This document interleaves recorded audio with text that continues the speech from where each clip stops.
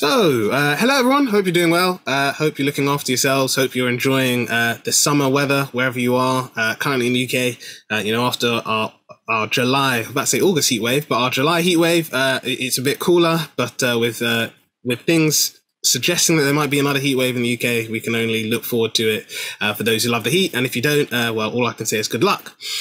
We've got another episode of Into the Spotlight where both Pick Up the Mic and Brunel's Environmental Science Society come together to essentially, speak to amazing individuals, whether they are entrepreneurs or they are non-for-profit organizations or just students and young people who are doing incredible work regarding sustainability and the many different forms that it can come in.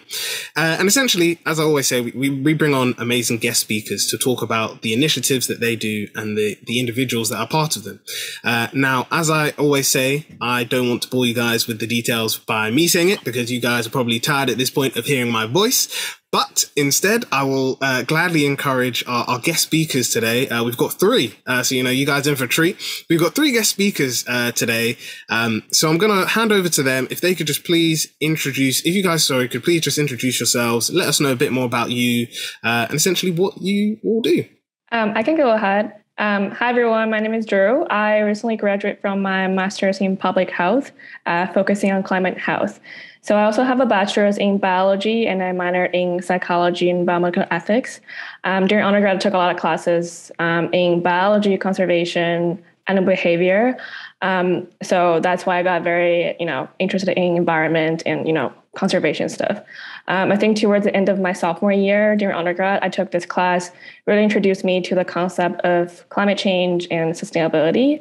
And that's where I realized I got really interested and wanted to devote my time and potentially my career into this field.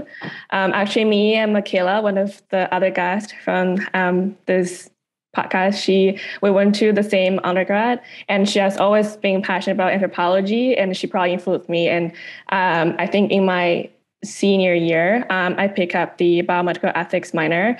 From there, I took a lot of classes in medical anthropology, and at the same time, I was doing a research on exploring the intersection between environment and human health. And that got me really interested in public health. And from there, I went directly from undergrad to my master's in public health. I learned so much in my master's. I recently just graduated, but I also realized there is a lack of communication between the science committee and the general public. And that's why I started the Climate Club to really encourage, young scholars to communicate science to the general public. Hey, hi, I'm going to go next. My name is Ahana. I'm the marketing director at the Climate Club. So I did my master's in strategic marketing. Prior to that, I did my undergrad in entrepreneurship. And I think over the last few years being in the UK, I've spent a lot of time, working with charities. Last year, I worked with an organization that sort of raised a lot of money for awareness on the national parks in the UK during the pandemic and how that affected mental health. And it's something I've always been really passionate about, and sustainability and all of what we're doing at the Climate Club has been so interesting to read and learn about. And as I'm going, obviously I am marketing a lot of what we are doing right now, but I've learned so much as well. And that's me. Hi, everyone. I'm Michaela. As Drew mentioned, I have a bachelor's in anthropology, and I'm currently getting my master's in social work with a certificate in nonprofit management from the University of Georgia. And I'm the fundraising director for the Climate Club. I first got interested in even working with sustainability because of Zhiru. As she said, we went to undergrad together, and she really influenced me in thinking about how to be more sustainable and why it's important to care about the environment. So now I just want to help out wherever I can. And the Climate Club has been a great way to do that. Thank you, all of you, for your wonderful introductions. And I think one key thing that I'd like to highlight before we go into the first official question is it's great to see that you're all from essentially not only different backgrounds, I guess, academically, but, around the world. It's great to see that you've all essentially united under this banner of, wanting to address this miscommunication. I definitely agree.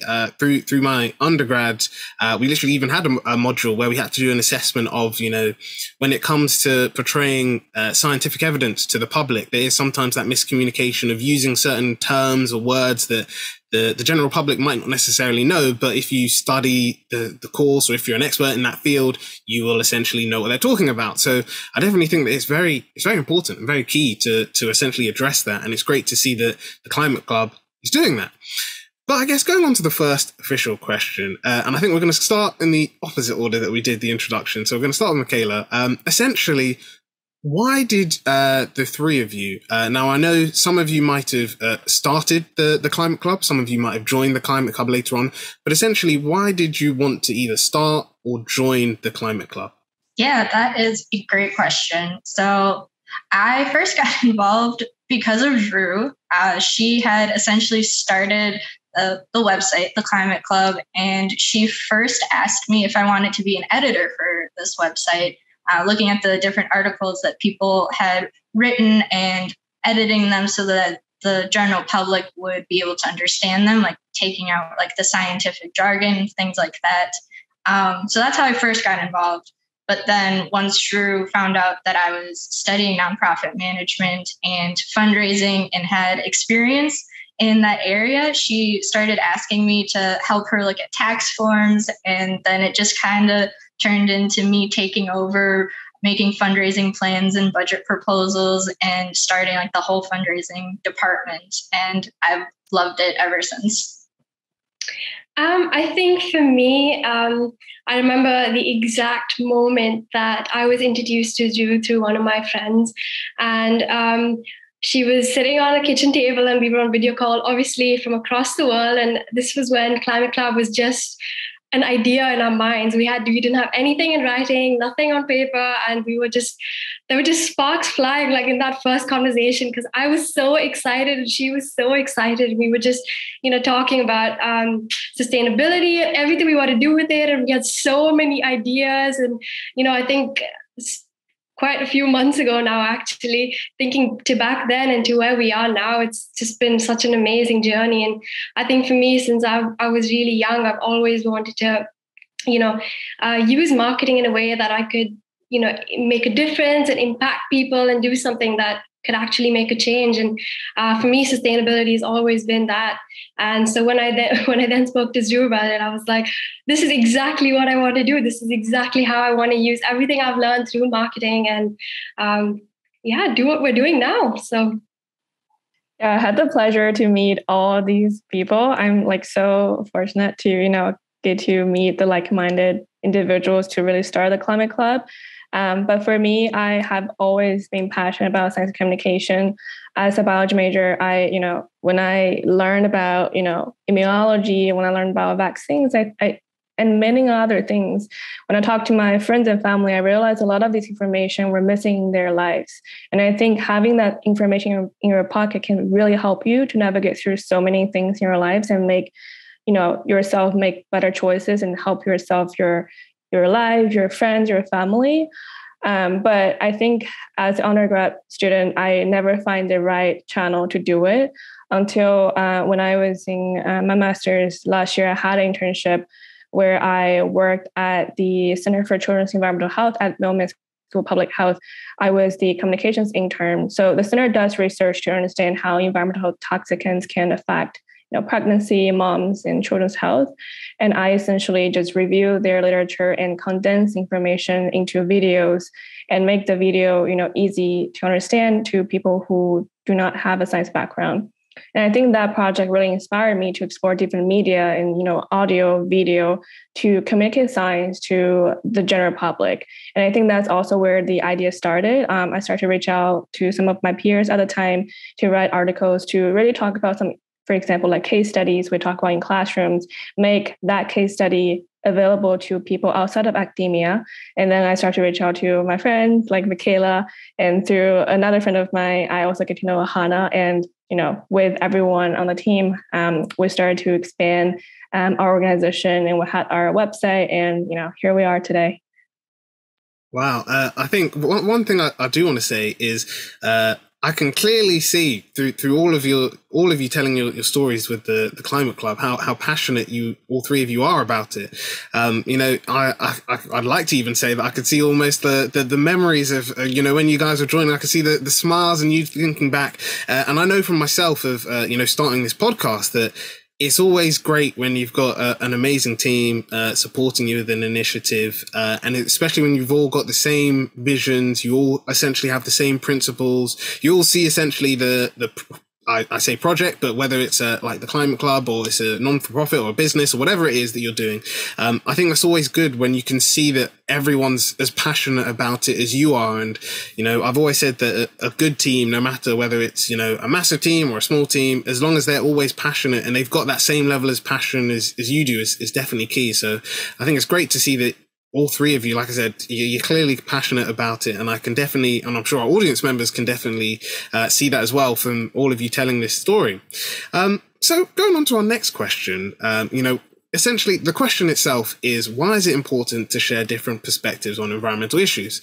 And I think like what what we've mentioned before about, this idea of miscommunication and sometimes the science community not taking into account that the individuals and the general public might not necessarily be able to understand everything, and it even gets broader when you think about international like reports that are released about, there are certain language barriers or things don't necessarily translate well into different languages. So essentially, why is it important to offer these different perspectives? I'm going to start with Ahara, if you're happy to answer it, and then I'll let Drew and Michaela, if you want to then do it next. So we'll go Drew and then Michaela. Yeah, of course. I think perspective is really actually a really important factor when it comes to environmental issues. I think because it directly relates to how different people perceive the environment and the relationship that they have with the environment. For example, I know a lot of people feel like they have a responsibility over the environment and protecting it, whereas there might be people that do think that the environment, nature has no feelings and that it's just there for them to use. And I think the gap that we're trying to fill is really to focus on raising that awareness, to say that we're targeting those people to help them understand exactly how every single action that they're taking is actually impacting the world around us. And yeah. I entirely agree with what Ahana said. I think, there's always different sides to one issue, and it's almost impossible for one person to know everything. So I think it really comes down to priorities and, understanding, hearing different perspectives and opinions will help you to approach an issue in a more comprehensive way. Just an example, for example, if you were to build, say, a energy efficient building in your neighborhood to create entertainment for the local community, but the trade-off of that is you need to take out the entire meadow that serves a bee community. The bee species are really important for pollination that pollinate crops and trees. Decreased bee species can change the crop yields and create a lot of problems locally and worldwide. Given that information, some people might still vote to build that building for entertainment. But without that piece of information present to the table, you can't really, make a fair decision because you're not presented with fair information. So I think what a lot of we're doing with the Climate Club is we encourage our writers to bring different perspectives on the table. So our readers can really, see how the same issue were perceived by different people. For example, the policymakers, the professors, students, people are underprivileged, privileged, how we, make our choices in this same situation. It's going to really help people to do critical thinking. I think critical thinking is not just important in academia, it's important everywhere in your life. Given the digital life we have today, we have a lot of misinformation flying through on internet. And I think practice critical thinking will help people to really navigate through the information and find the right information will help them, live a better life. Yeah, like what Zhiru and Ahana were saying, like sharing different perspectives on environmental issues, like it's the way that people learn. And it's not just about providing people with that knowledge, but it's also about empowering them. Like, especially like thinking about things like environmental policy and research, like there's so many different opinions and points of view out there, that it's important for people to see those different perspectives so that they can make their own decisions and opinions about the topic and be as well informed as they possibly can. Because essentially it's the general public that's going to influence things like policy, and having them informed will allow them to make better decisions related to that. Oh, thank you very much, all of you, for your wonderful answers. And I think that that's so true. You can't, I guess, see the whole picture if you've only got one bit of information. And like what you were saying, Drew, about, evaluating certain projects, it might, like you were saying with the, building whether it's, I don't know, like a new building and it's climate friendly, or even like what you're saying in your local life of thinking, I want to get an electric car, I want to try and reduce my CO2. You've got to think about, if you get rid of your car and it's still working, what's going to be the environmental impact of that? Assessing things, this critical thinking is definitely very important. Now, I've got another question. I didn't, and in full transparency, I'll let our audience know, I didn't send this question over to the Climate Club before, but I guess it came up in the discussion, and I thought it would be wrong if I let the episode end without asking this question. And essentially, it's this idea about what we were talking about before, about miscommunication when it comes between the science community and the general public. Now, I guess I wanted to essentially ask, and I guess we sort of addressed it with this, idea of why it's important to have different perspectives, but essentially why is this miscommunication between both groups an issue is the first question. But then I guess the second question is also, essentially, what's the benefit of improving the communication between both groups? Because there might be some individuals thinking that, yes, I understand that it's an issue, but I don't really see how this is going to essentially improve things for me as an individual. Or they might be thinking, as I'm a business owner, I don't see how getting, clearer understanding of this information is going to make things better for me. So essentially, if we could go in the order of Drew, then Michaela, then Ahana, essentially I guess it's a two-part question. So essentially, why is miscommunication between the science community and the general public an issue? And what are the benefits that can come when there are effective lines of communication between both groups? Yeah, I think, to me, miscommunication is essentially the lack of transparency in one specific area or field. I can take public health as an example. Like, we talk a lot about environmental toxicants, for example, in some of the communities in the United States because of historical reasons, racial injustices. Some neighborhoods have apartments, the wall, the paint has lead in it. When the paint starts to peel, there's going to be a lot of, toxic particles released to the apartment air. And a lot of people, they don't know they're living in that kind of neighborhood. And if you don't present that information to the general public, to the government, there's no one going to change that situation. There's going to be a lot of people come to the hospital with their kids having a lot of developmental problems, and they don't know the reason to it. I see a lot of things from a health perspective. I think, having science is really becoming a tool that everyone can pick up to protect themselves and advocate for themselves. It's really important. But also having, scientists do a lot of research on all kinds of environmental toxicants every year. And that research results will help the government to make the decision on how we can create a safe level, or if there's not a safe level for a specific chemical that people might be exposed to, how we can mitigate that situation, help people to find the best living environment. So I think it comes down to, communication is important in terms of public health, and definitely a lot of many other things, like you create a city with energy efficient transportation that can both, preserve energy, but also create a less polluted city that also benefit health. So I think everything's connected. Fair information will help every party to make a better decision. Yeah, like what Drew was saying, like it's about health and having people be aware of like what is best for their health. And I think why miscommunication or like misinformation is such a big issue is because if people are receiving misinformation again and again, it turns into this mistrust between the public and the scientific community.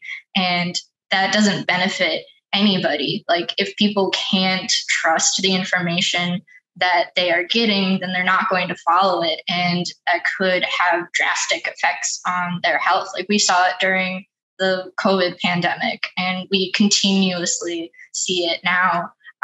And so like by bridging that gap between what the science community, it's a way to like build that trust again, so that people know that like what they're being told is best for their health, or they can make informed decisions about maybe this isn't best for my health, and just like being aware of that. And so by like having that bridge, it benefits everybody because they'll be able to make healthier decisions for themselves, for their families, for the planet, and it will just benefit everyone in their lives. I think that's $1 million question for the marketing department, because I think essentially what we're trying to do is obviously bridge that gap and find the right space and reach the right people and anyone that would be interested in really, learning more about in that communication gap that exists. And I remember, being the only person in the climate club that has absolutely no science background, I completely understand that. I remember in the beginning, I was telling Zhiru, like, I have no idea, like, what I'm reading. Like, can you explain it to me? But then I think over time, you realize that it's actually very, very interesting and very, very, like the way that our articles have been written as well is so easy to understand. And I think what we realized as well, just from a marketing perspective, is that people are actually looking to read more about information on things that are happening that, like right now, like you mentioned the heat wave, right? And the article that came out about the heat wave had a lot of, we had a lot of people reading it and sharing it and things like that. And I think it's that step, really taking those steps to actually address what people are questioning now. Like, why is the UK so hot right now? What's changing? And I think that's the gap that we're really trying to fill. No, and I think that's so true. I think it's like what you were saying, it's giving the individuals the power, I guess, to essentially know and evaluate their decisions and know the right decision to make. And I think especially, whether we're talking about the pandemic or we're talking about climate change, it helps to individuals to understand it. Because I think one of the things that sort of was impressed upon me in my undergrad, and especially in my postgraduate now, was the idea that, as whether you're an environmental scientist or someone who specializes in the environment, you can come up with great papers, you can come up with great, research that shows that, climate change is real, or you can show that, for example, there's a loss of a species or things like that. But it's about how do you get the public interested, or even not just the public, but the policymakers and, people making decisions, businesses. How do you show them this information in a way that they're thinking, oh, yes, I understand what you're showing. This is what I need to do because this is a real issue. And it's kind of like what they were saying, we were discussing, in class about, getting CO2 emissions to reduce. We were saying that, it's great that we can produce coursework that shows that, CO2 emissions need to reduce, and this is the impact that CO2 emissions will have in the future. But it's all about showing that information, in a way that's engaging to your audience. And that's why I've always said that it's really great to see not only just the Climate Club, I know there are YouTubers, there are people that do like Instagram videos or have Instagram lives where they discuss this thing. I know there's people who do TikTok videos and they get this information to individuals in a really engaging way. And I think that's kind of like what Ahana was saying. It's sort of like the merging of both worlds, because it's both the scientific side of things and getting all the data and the information. But there's also the marketing, because you have to think about your target audience and how do you ensure that it's engaging to them, and how do they understand, making sure that they understand, what the information that you're portraying is. I think that's really good. And thank you very much, all three of you, for your answers. We've now come to the last question. Now, this question, feel free to essentially go as far as you want with it. But essentially, this question is, what does sustainability mean to you? Now, this could be the standard definition that most people know about sustainability, but this might be also could be a more personalized definition of sustainability to you specifically. So I think we're gonna end this question in the episode in the way that we started the episode. So if we go with Drew, then Ahana, then Michaela, please. I think to me, sustainability is definitely a very important concept to guide behavior. You can talk about definitely sustainability in a lot of different disciplines. You can talk about that environment. You can talk about that in health and many other areas as well. But definitely to me, I think the idea of sustainability is, maintain the state of equilibrium, that you provide a service, but you never exhaust a source for providing that service. I think nowadays a lot of people talk about individual behavioral change in terms of sustainability. I'm a little intimidated by that idea. I do believe, individual changes, personal changes, like lifestyle changes can make an impact. But I do want a lot of people to focus on the big polluters, the big corporates. We want to hold them accountable in environmental degradation, in climate crisis. I think providing, empowering individuals to talk about sustainability is very important as of now. I think more people should start to talk about it in their lives, talk about that with their family, their friends. But I think we should never use sustainability as to shame or create guilt in individuals, because that's not how we want to solve the problem. I think to me, I would say sustainability is, well, in more practical terms, is an action or a process that we take that causes little or no harm to the environment.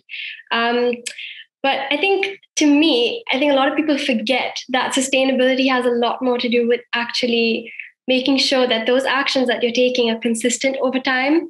You make a small change in your home, decide to buy sustainable clothing. It's only impactful when those changes go on for a long period of time. And I think that's an important thing that people forget. And that's what I'd consider to be sustainable, because it's that long-term action that's really making the difference. Yeah, going along with that, in a very broad sense, sustainability means to me like planning for the future and acting like we're going to be here for a long time. Like it means building something that will be sustainable, that it will continue long after like we've been here, that it will carry on longer than we are. And like focusing on not just like using up what we have available to us right now, like thinking about resources, but it means figuring out a way to continue to do something like that it's renewable, or like that we can use it longer than just the present moment. We can use it long into the future. And it usually involves more work. Like sustainability takes a lot more work because you do have to figure out how to do that. But in the end, its longevity is always worth it. Yeah, no, I think that's so true. And thank you very much for all of you for your answers. I think that the most important thing about sustainability is that essentially, like from taking from what all of you said, is the most important thing about sustainability is it's not just what you do as an individual. It's also about what, like Drew was saying, the big polluters do. And we could even probably spend a whole episode talking about big polluters and how they're impacting the environment. But it's also thinking about that. I think, as Ahana was saying, it's also about, what you do consistently over time. So thinking about as an individual, how do you ensure that your actions are consistent? Like when the person said it to me, I said it was really impactful, and I'll probably still keep saying it.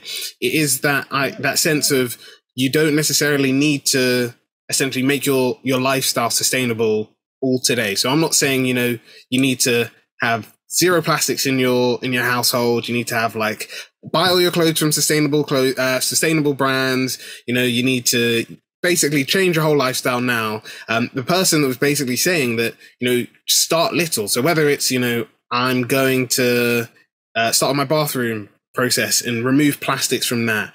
And then once I've done my bathroom, I'm then going to go up to my clothing. And then once it's clothing, I'm then going to go on to food, or whichever way you want to do, just consistently doing it step by step, rather than saying, yeah, today's the day I'm going to have no plastics in my life. Cause obviously that is very hard. And I think also, it's like what Michaela was saying, it's getting into that mindset of, it's something that you want to live on after you've essentially gone. I think that sometimes people do get in that process of, we have to be sustainable now because we're doing things now. But it's also about thinking about leaving things for future generations. That's literally what the definition or the agreed definition about sustainability is, using enough resources today that future generations will be able to reuse these resources and will not be put in a compromising position. And I think that that's so true. And I think one thing I do want to say with that is, I know, especially with what Drew was saying, there is a tendency, especially when it comes to young people, and we've had 2 episodes on this about climate anxiety. And I know that especially as young people, there is that tendency to feel that, there is a reason to be anxious because, you might be saying, I'm doing a lot, or I'm doing things in my lifestyle, but I can see that, big organizations aren't. And I think the really key or important thing that I saw there was just, it's all about essentially your sphere of influence. And it was saying that, you can change one bit in your lifestyle, and then your family might pick up on that. And then your friends might pick up on that. And then that'll go from your friends picking on to their friends. And, it's sort of like this ripple effect. So I would say to anyone who might be feeling climate anxious or anything like that, one, there's a lot of resources available, and we've got some of them on our website that we recommend to check out. And there's this really cool video by one of our guest speakers, Anka, who basically spoke about, how to turn climate anxiety into climate action. But also it's about understanding that, it's okay to be concerned, I guess, but don't feel like all the pressure's on you. Like what Drew was saying, it's getting these organizations, these governments to think about how can we stop thinking about essentially keeping things the same and changing the way that we're thinking. There's a quote by Albert Einstein that essentially says, the world is the way it is today with our way of thinking. We can't change the world without changing our way of thinking. And it's the same thing with sustainability. We can't essentially, make the world more sustainable or even be sustainable in our own lives without changing the way that we think or address things. So that's my little nugget of wisdom to end the episode with. And I want to say, I guess, first off, a huge thank you to the Climate Club and to our amazing guest speakers for being here today. It was great to learn more about yourselves, to learn more about, I guess, your relationship with sustainability, and essentially what you guys are doing as a group to essentially help to address sustainability. As I said at the start, miscommunication or communication issues between both the scientific community and the general public is definitely a key thing that needs to be addressed and talked about, and work needs to be done on it. And it's great to see that you guys are essentially doing that. Now, before you guys go and we end the episode, in typical fashion, there might be some of our wonderful audience who might be thinking, wow, I just heard amazing things from the Climate Club. I would love to read some of these articles. I'd love to know more. I'd love to even possibly maybe send the guest speakers that were on today some messages, because I've got some questions on some of the things that they were saying. So essentially, what is the best way for our audience to get in contact with you? They can always follow us on LinkedIn and our social media. I will leave that to Ahana, but our website, you can check out www.theclimateclub.co. We have a lot of articles on there if you want to check them out. And you can always, reach out to us if on LinkedIn. All of our contact information is on there. Ahana, do you want to speak about our social media? Yeah, of course. You can reach us on Instagram, Twitter, Facebook even. We're always happy to answer any questions or speak to you more about. And yeah. Perfect. Thank you. And I guess last thing, over to Michaela for this one, is I know obviously you guys mentioned that you do fundraising. So if there's anyone in our audience they're interested in whether it's donating some funds, or they're looking to essentially maybe get involved with some of the fundraising activities that the Climate Club do, again, what's the best way for them to do that? Yes, absolutely. We welcome any donations of any amount that anyone is willing to give. You can look out on our website. We will have a place to donate on there coming up very soon. Otherwise, if you email us inquiring about donations, be happy to respond and get in touch with you about the process in doing so. Otherwise, just reach out as of now, or keep a heads up on our website. We'll be seeing a place to donate very soon. I also want to, sorry to interrupt. So if you're looking to email us, we have our contact information on the bottom of every website page. So if you go down the page, you will find our contact information there. Perfect. Thank you very much. And thank you very much to our wonderful audience. It's been great to have you guys along for this episode. If you did like this episode, like, comment, subscribe is always appreciated. If you want to see more episodes like this, subscribing to our Patreon page is the best way to do that. So we can ensure that we give you guys some great content like you've seen today, but also some additional content. And you can go to our Patreon page and see the different brackets that we've got for that. And I guess we just want to say, wish you all the best with all that you're doing. Make sure you look after yourselves, keep yourselves safe. And yeah, we'll see you in the next episode of Into the Spotlight. So that's a bye from us here. Have a wonderful day, and yeah, keep looking after yourselves.